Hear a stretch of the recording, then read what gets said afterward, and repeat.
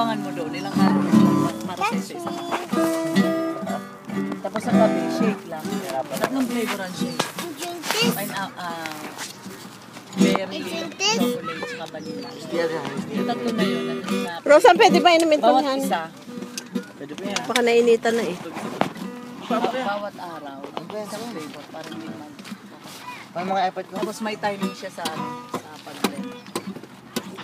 Tubig at saka blend.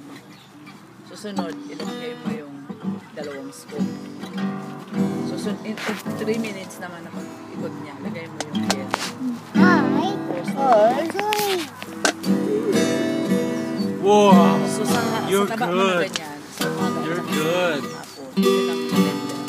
So, shake. Sa Pilipinas. Meron dito kaya? Sa Pilipinas. Doon ako nagsimula. Nagpa-license ako. Meron dito. Transfer na agad. Transfer na agad.